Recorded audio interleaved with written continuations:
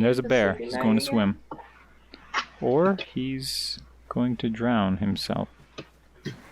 I think I just watched a bear suicide.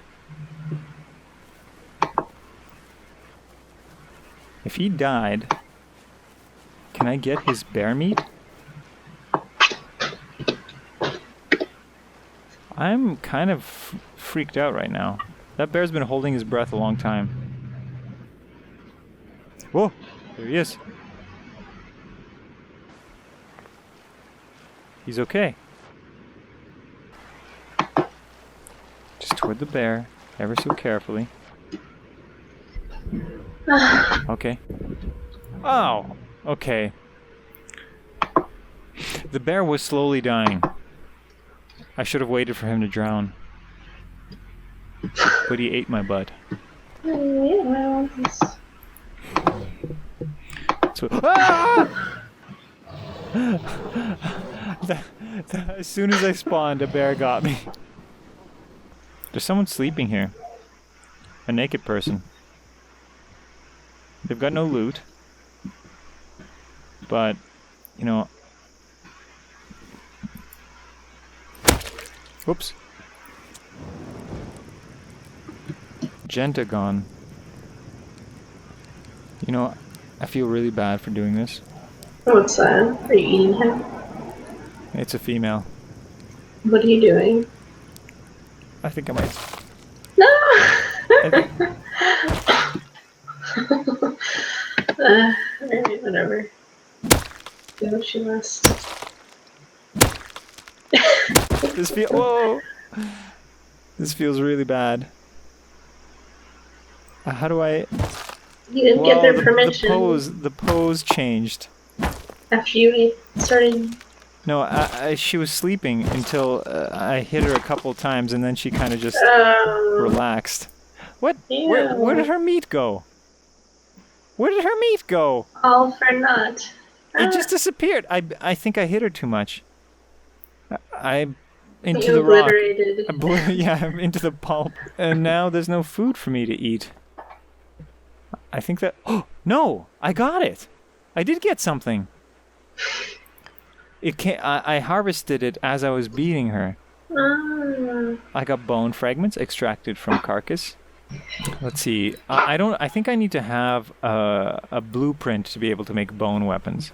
Someone's coming! Make the sleeping He's coming at me with a rock! No! Okay, serpentine maneuver is not going to work there. I don't think he can see me because I'm black. And I'm in the dark. I'm sneaky. I hid in this bush here. I'm gonna eat this lady. I'm gonna raw human meat. Whoa! Consuming will damage your health. Why did I do that? Why does human health damage? Why does human meat damage your health? Oh, I should have cooked it. Damn it. Yeah. Okay, now I've got food poisoning. Do you have enough for a sleeping bag? No, I've only been beating sleeping ladies. I haven't been harvesting. That's all I've been doing with my time. For you first. Or at least the ethical vegan movement, where it's about the kindness to animals. Sure. Right. Some of them don't approve of having pets either. Okay. Right, because it's not natural. Yeah, well, maybe not natural, but it's also can be considered as a cruelty in a sense. Or slaves or something. Yeah. It's like some vegans, the vegans that I'm arguing against, right? They're saying that pets are okay because these animals are bred to enjoy domesticated life, right? They like human compassion. They're not unhappy as a result of human intervention and stuff like that. So in that case, it's not considered exploitation. But what if we were to do the same thing to just a group of humans? And a sort of reverse eugenics process. We would selectively breed people to enjoy being pets. Oh my God. Maybe they could be, their cognitive faculties could be reduced a little bit so that they wouldn't resent being pets. They would just, you know, they would just be maybe a little bit smaller, so you could pick them up. Oh my god. But they'd be like little homunculuses. Now, you see, I made that analogy so as to like show how appalling that whole idea is, you know? So because like that would be an abomination. These could be humans, you know. They would want to have rights, and there's also this other complication. Like, what doesn't that make them vulnerable to sort of sexual exploitation or something like that? Because they're little people, right? But even if you breed them to enjoy that kind of thing, it's just like petting, right? Why do animals like being petted? Right? We don't know what that's all about, but we pet them and they seem to like it, right? I'm trolling. Just to be clear. Yes. Okay. But so you're trolling on the side of... Or I'm confused. I don't understand. I'm a radical vegan. Okay. To the point that no vegan that is willing to have a pet and puts a leash on it is a true vegan. Right? If you don't eat animals, that's not enough. You also cannot touch animals without consent. Verbal consent. Okay. But what is it really doing? What do you mean? They should think about... Well, I'm not actually... there's no pretense of me trying to fix anything, really. Yeah. But... I mean, yeah, there is a lot of that attitude, this indignation about how disgusting it is and that. And, well, you know, just it's a little bit of a taste of your own medicine kind of thing. Right? There's a little hypocrisy there. You can't really give all animals all the rights that human beings get. You can't do that. Because there's a spectrum of sentience. There's some animals are more sentient than others. I mean, humans are definitely like a big step above. So much so that it could even be considered binary. Oh, did you? Well, actually, this might have been the video that you sent me. I didn't get to watch it yet. But there's one about the two hemispheres of the brain, the CCP or whatever. CGP. Yeah, when there's a little quiet brain inside there. Yes. If it cut it. Oh, what did you think of that? Sentience? Yeah, I think that just triggered something. But yeah, I don't know. I've been there is a little sentient little person in there. Yeah, but they're like a slave to the other. That freaked me out. Yeah. There should be a human rights thing for that too. I feel like there are times where I don't have words for something, or I can't explain how I'm feeling, but I'm like trying really hard to communicate something, and I feel like it's one half of my brain desperately trying to like feed over the understanding to the other half of my brain or something. It's just extremely frustrating.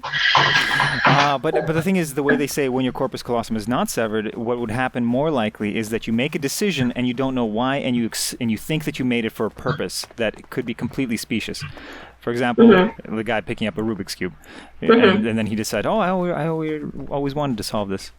And it's really because his left eye or whatever was ordered to look at it.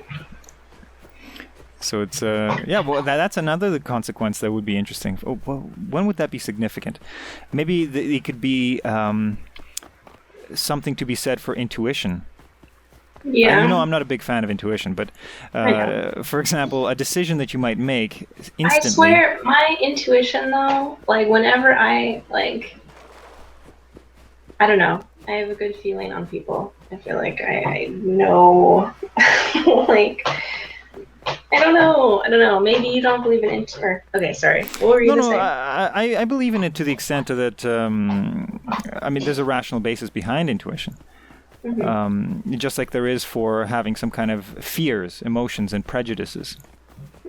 It's not exactly the same category because it's a little bit more abstract with intuition. Because it's what I'm thinking is it's maybe something like, again, I feel like there are things that maybe the right side of the brain notices that can't quite like put into words to the left side of the brain, but can still like influence the way that the left side feels or something, and then cause the left side to act in a certain way. So that's why I feel like intuition is maybe the right side knowing something, but like not able to like put into words what it is exactly. I don't know. It would be interesting. It would be interesting to see if there was a way to test that with corpus callosum severed people, because the only examples that I've seen was where the right brain and the left brain. That's the reasoning one. Which one is it? Left brain is the reasoning one. The left brain it has no problem giving a reason. It's not really the. I wouldn't say the left is the reasoning one, but it's the one that has language. Right. But to that point, what I was saying is that it never really has a problem just making up a reason. The unsettling thing is that we don't really realize that we're making up a reason. So in the case of where you don't know why you choose something, that might be a completely different mechanism altogether. Maybe it's a related mechanism, but maybe not. And I'm not even sure how to test that. And there's also the thing where it's like people who are split-brained can draw like the figures with both hands at the same time. But if you're not, then it's kind of like when they're connected, only one can lead, but when they're disconnected, then they both can kind of lead in a way. So it's like one kind of suppresses the other, I think, in some time. So I think they kind of like take turns, maybe. And so maybe there's some moments where the right brain steps into control and acts, but then the left brain steps in after and makes a rationalization of why that just happened. I don't know. This is all just like... I wouldn't just go so far yet, because we have to remember that severing the corpus callosum is brain damage, literally. What happens is that we don't have the motor neurons have to remap in order to make up for that left brain right brain severing.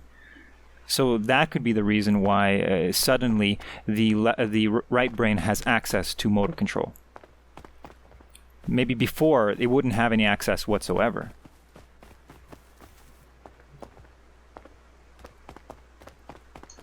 Maybe. I'm thinking. No. Well, that's interesting. It could be by virtue of the severing, the right brain gets more control. I think it still has that control, like the physical control, but I think maybe there's an executive thing that's on top of another layer on top of like the physical control. That's like the mental like desire to use that control maybe influences. I don't know. It's incredibly complicated. Yeah, and there's no real way to test that sort of thing. I don't know. I just assumed that that there had to be some sort of remapping. What will be interesting is to see these tests done as a progression of recovery.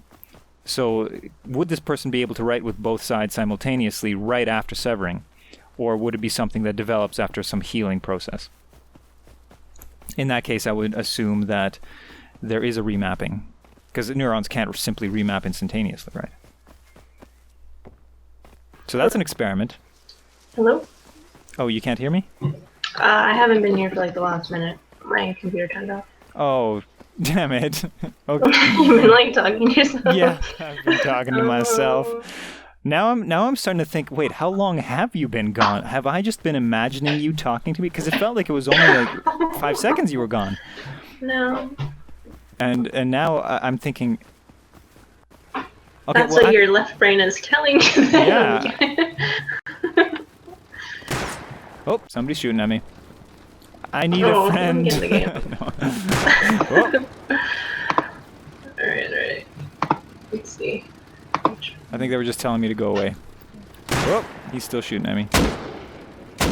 And I'm doing that. Oh, I got headshotted. I see a guy with a suit. He doesn't see me yet. A suit? Well, oh, he's coming at me. I'm running. Oh yeah, I hear bullets. I don't see a shot, but serpentine maneuver. I hear arrows coming right at my head.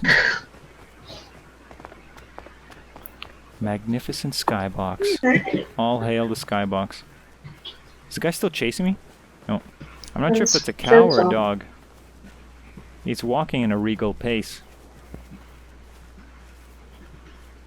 Regal pig. No, that's a wolf. I better not touch it. Oh, some wood. By wood, I mean stump. And there's a satellite dish. You know what I'm gonna do?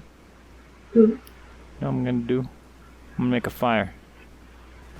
I don't understand how you can craft a fire and sort of just hold it in your pocket until you're ready to make it. Okay, I've got hemp seed, not hemp. Oh God, I'm gonna get shot. Ah! I just wanted some hemp. I'm sorry. Ah! The bullet is so loud.